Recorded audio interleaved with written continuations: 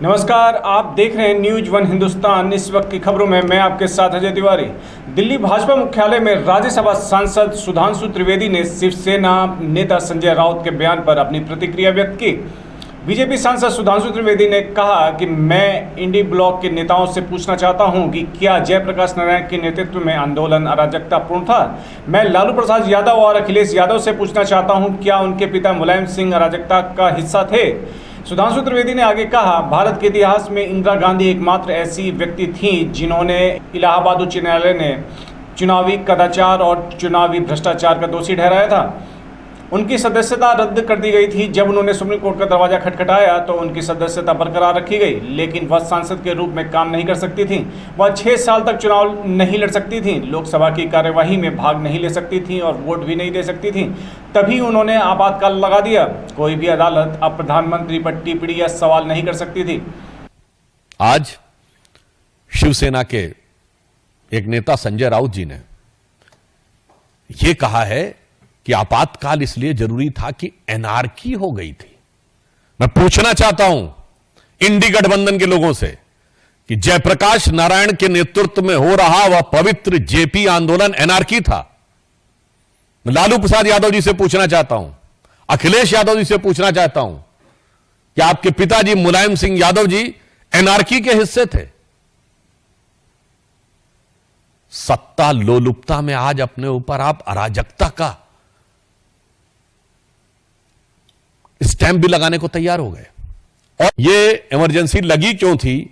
भारत के इतिहास में एक ही उदाहरण है जब किसी प्रधानमंत्री को चुनावी धांधली और चुनाव में भ्रष्टाचार का दोषी पाया गया।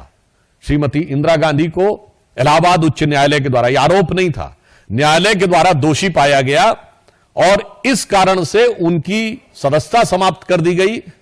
वो सुप्रीम कोर्ट गई। सुप्रीम कोर्ट ने कहा कि सदस्यता तो रहेगी परंतु आपकी सांसद के रूप में कोई काम नहीं कर सकती। 6 साल लड़ने प्रतिबंध था। आप सदन की कार्रवाई में भाग नहीं ले सकती, वोटिंग नहीं कर सकती।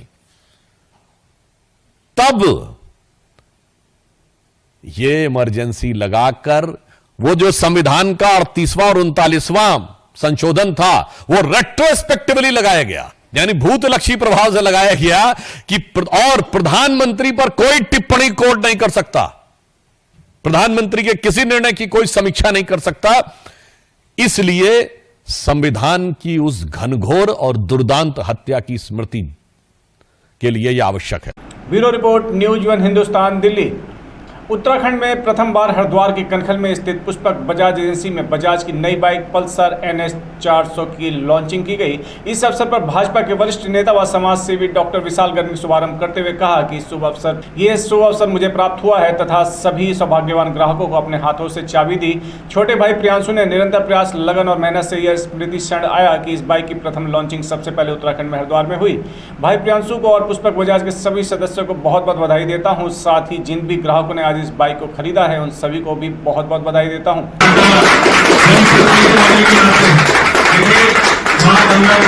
मां गंगा का किनारा है और लोग दूर दूर से यहाँ पे पास होने के लिए आते हैं, तो आप यहाँ पे बाइक की लॉन्चिंग के लिए आए हैं, गंगा स्नान जरूर करके जाइएगा। आपका हरिद्वार आगमन पे बहुत स्वागत, अभिनंदन। जब हम बहुत छोटे होते थे तो एक चीज सुनते थे हमेशा, और दूरदर्शन हमारे पास हुआ करता था। आज के बच्चों के पास मोबाइल है जिसमें वो कुछ भी देख सकते हैं, लेकिन हफ्ते के 2 चित्रहार और हफ्ते में 1 पिक्चर देखने में जो आनंद आता था वो आज के बच्चों को नहीं आ सकता। और हम सुनते थे बुलंद भारत की बुलंद तस्वीर हमारा बजाज, ये ऐड आया करता था और बहुत ये ऐड चला करता था। तो देखिए बजाज ने कितनी तरक्की करी है। आज 400 सीसी की बाइक उन्होंने यहाँ पे लॉन्च की है और मैं बधाई देना चाहूंगा छोटे भाई प्रियांशु को, जो लगातार अपनी मेहनत के साथ, लगातार अपने कर्म के साथ इस शोरूम को लगातार आगे बढ़ाते जा रहे हैं। इन्होंने रुड़की कोटद्वार में भी कार्य शुरू किया। मैं चाहूंगा कि मेरा भाई ऐसी ऊंचाइयों के साथ पूरे उत्तराखंड में अपना नाम रोशन करे। Bureau report, news one Hindustan, Haridwar. Amrut योजना के तहत पूरे शहर में जल निगम के द्वारा पाइप डालने के लिए खुदाई की गई है, लेकिन उसे पूरी तरह से बंद नहीं किया गया, जिससे आवागमन बाधित हो रहा है। इस संबंध में नगर पालिका अध्यक्ष शत्रुघ्न सोनकर ने बताया कि ठेकेदार और जल निगम के अधिकारियों के द्वारा इस तरह की लापरवाही की जा रही है, जिससे आम जनता को काफी दिक्कतों का सामना करना पड़ रहा है। उन्होंने यह भी कहा कि अगर जल निगम के अधिकारी और ठेकेदार ना सुधरे तो सभी सभासदों के साथ मिलकर पीएम को ज्ञापन दिया जाएगा और जाँच की मांग की जाएगी। देखिए, अमृत योजना के तहत विभिन्न वार्डों में सीवर लाइन का कार्य चल रहा है और पाइपलाइन का कार्य किया गया है, जिससे हमारे वार्डों में बहुत अव्यवस्था फैली हुई है। क्योंकि ये जल निगम के द्वारा जो सीवर लाइन खुदवाई गई है, सीवर लाइन खोद के सीवर डाल दिया जाता है और इसको जो है जल निगम को बनाना भी होता है, लेकिन जल निगम के जो ठेकेदार हैं, जल निगम के अधिकारी हैं, वो कायदे से देखभाल नहीं कर रहे हैं।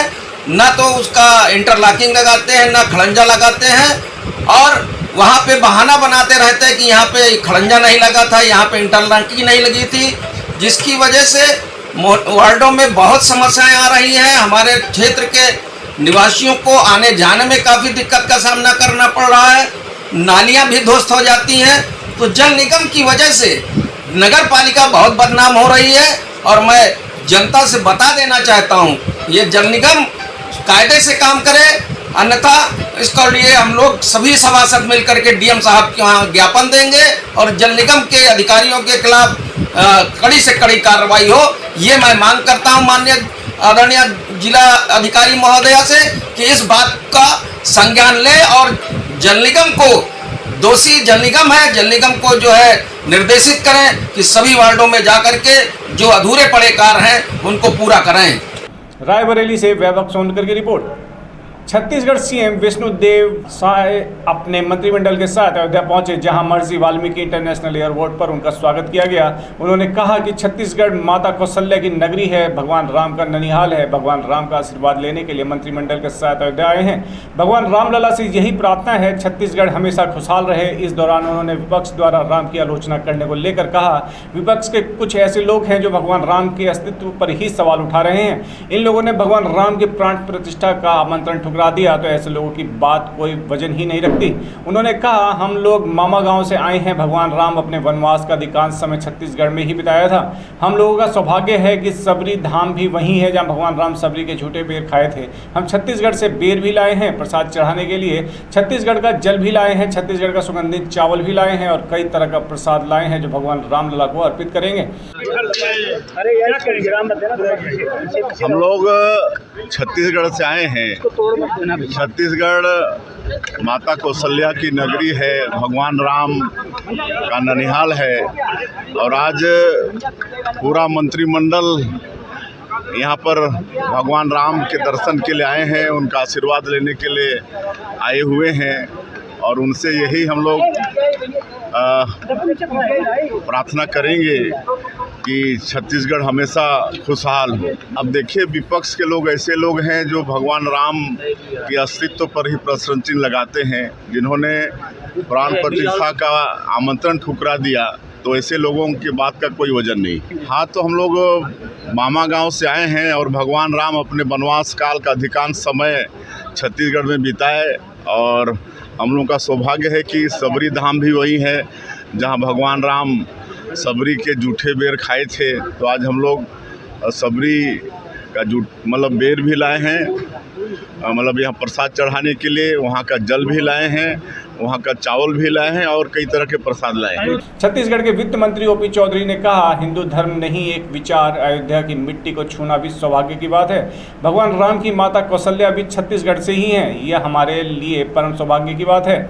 मैं पहले भी बहुत छोटा था तब आया था, और ये निश्चित रूप से किसी भी हिंदू संस्कृति, भारतीय संस्कृति को मानने वाले व्यक्ति के लिए, हिंदू किसी सेक्ट के रूप में नहीं बोल रहा हूँ, एक जीवन पद्धति, एक सोच, एक विचार जो सर्वभौम सुखीना के भाव के साथ कहता है, ऐसा भाव केवल हिंदू संस्कृति में ही है।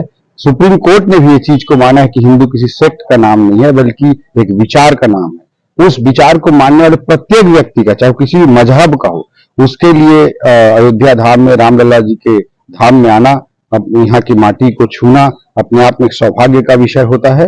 और विशेष करके जब मैं छत्तीसगढ़ से आया हूं, जो प्रभु श्री रामचंद्र जी का, रामलला जी का ननिहाल है, माँ कौशल्या वहीं से आई थी, वहां उनका मंदिर भी है, तो वहां से आकर मैं अपने आप को आह्लादित महसूस कर रहा हूं, अपने आप को सौभाग्य। बहुत बड़ा अंतर है। इसके लिए मैं आदरणीय मोदी जी को, आदरणीय राज्य की सरकार में योगी जी को, सबको मैं बहुत बहुत धन्यवाद देता हूं। इन्होंने हमारे सांस्कृतिक और पूर्ण सभी के आस्था के केंद्र को इस तरह से विकसित करने का काम। अयोध्या से मयंक श्रीवास्तव की रिपोर्ट। उत्तर प्रदेश सरकार लगातार मरीजों को बेहतर सुविधा देने के लिए स्वास्थ्य विभाग को निर्देशित करती है, लेकिन लगातार आई हुई शिकायतों को देखते हुए शासन के निर्देश पर एक टीम जिला अस्पताल का निरीक्षण करने पहुंची। शासन के निर्देश पर फतेहपुर सीएमओ ऑफिस में तैनात डॉक्टर इकबाल हुसैन रायबरेली पहुंचे और उन्होंने अपनी टीम के साथ जिला अस्पताल में मरीजों को मिलने वाली स्वास्थ्य संबंधित सुविधाओं का निरीक्षण किया। उन्होंने बताया कि जितने भी जांच जिला अस्पताल के अंदर होती है वह सुचारू रूप से हो रही है या नहीं, फिर साफ सफाई की व्यवस्था मानक के अनुरूप है या फिर उसमें कोई कमी है, इन सब चीज़ों की जाँच करके शासन को रिपोर्ट भेजनी है।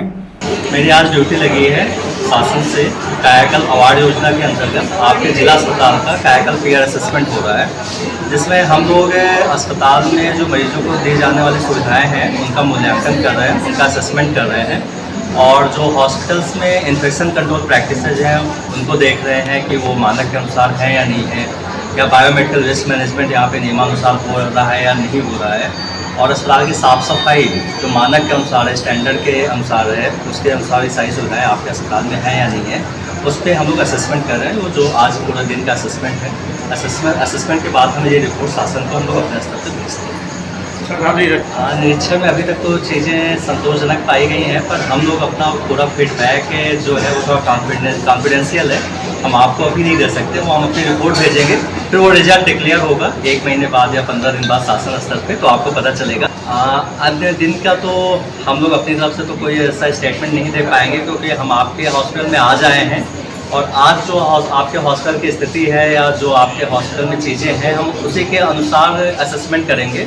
पर हाँ, अगर आपका ऐसा कहना है तो मरीजों से फीडबैक लेते हैं, मरीज़ का फीडबैक लेते हैं। जो मरीज़ यहाँ पे 1 हफ्ते से एडमिट है हम उनसे भी पूछते हैं कि हाँ पहले भी ऐसी व्यवस्था थी या नहीं थी, तो जो भी उनका फीडबैक मिलेगा वो रिपोर्ट हम शासन को देंगे। रायबरेली से वैभव सोनकर की रिपोर्ट।